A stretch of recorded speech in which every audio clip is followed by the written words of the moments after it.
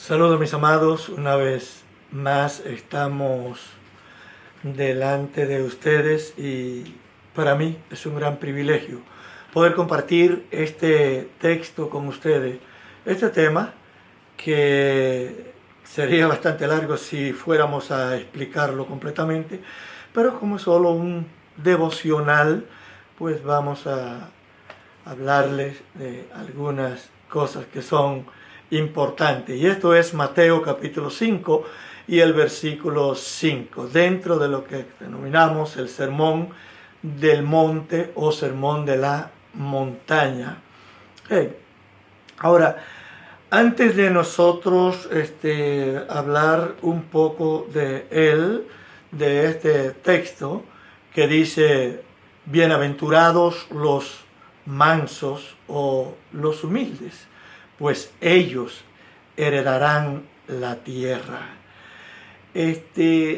Queremos decir algunas cosas, aunque esta es la tercera bienaventuranza. Ya dos hermanos han hablado de las dos primeras, pero queremos decir que el Señor Jesucristo está entrando en un proceso de discipulado con los discípulos. Si va usted al capítulo 4, se da cuenta cómo el Señor Jesucristo se hizo bautizar por Juan, luego fue tentado, es decir, probado por el enemigo, y luego que es probado por el enemigo, se va a Galilea de los gentiles y allí comienza en Capernaum, aquella tierra de Zabulón, comienza a enseñar, a predicar el evangelio, diciendo arrepentíos porque el reino de los cielos se ha acercado. Y luego continúa el relato, pues mostrando qué sucedió en aquel momento, y dice que su fama se fue expandiendo, pero grandemente, y luego, como vemos en el último versículo de el capítulo 4, y dice que le siguieron grandes multitudes de Galilea, de Decápolis, Jerusalén, de toda Judea, y del otro lado del Jordán. O sea que mucha gente le siguió. Y luego el versículo 1 del capítulo 5 vemos que está diciendo la motivación. ¿Por qué Jesús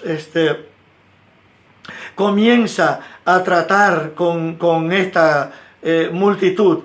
Y es que dice la palabra de Dios que cuando él vio esta multitud, subió al monte y después de sentarse, sus discípulos se acercaron a él y abriendo su boca, pues comenzó entonces a decirle, bienaventurados primero los pobres, después bienaventurados los que lloran.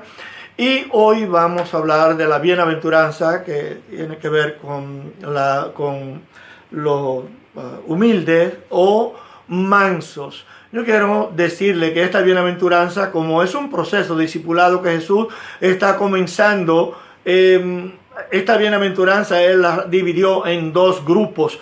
El primer grupo de 8 está dirigida a personas que no le conocen, a personas que seguían detrás de Él, esa multitud que estaba tras Él, pero que no se había convertido todavía al Evangelio, y de eso habla estas 4 primeras bienaventuranzas. Me toca hoy la tercera, que dice, bienaventurados los mansos o los humildes, pues ellos heredarán la tierra. ¿Quién es manso? Podemos preguntar, ¿no? ¿Quién es manso? Pues manso es alguien que no, por supuesto, que no es violento. Pero si estamos pensando teológicamente, bíblicamente, ¿quién es una persona manso? Pues por supuesto que es alguien que responde con humildad, que responde bien, no responde con violencia, al conflicto ni a ninguna confrontación.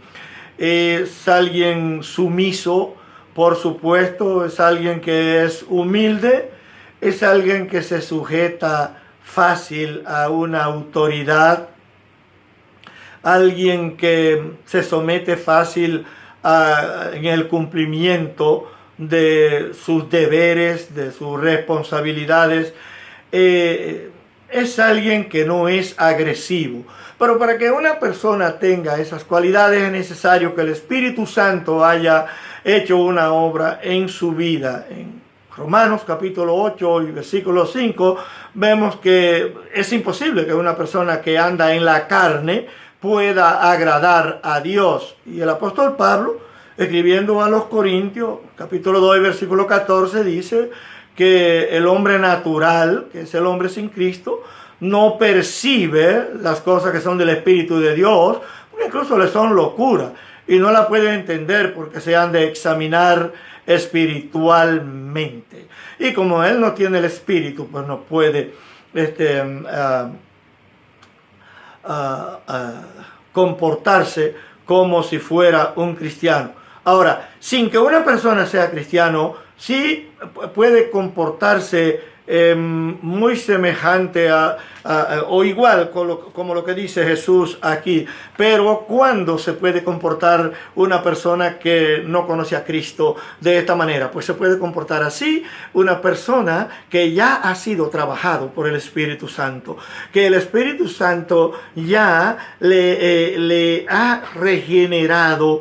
Es en el momento que el pecador tiene este llamado eficaz de Dios, un llamado que es irreversible, que él no puede de ninguna manera decir que no, y esto es porque el Espíritu Santo le ha cambiado. Ahora, ¿en quiénes hace el Espíritu Santo esta obra en un momento dado? Pues por supuesto en aquellos que han sido escogidos por Dios para salvación, escogido por el Señor para que sea santo y sin mancha delante de Él, como dice Efesios 1:4, pero también aquellos que Dios ha predestinado para adopción como hijos.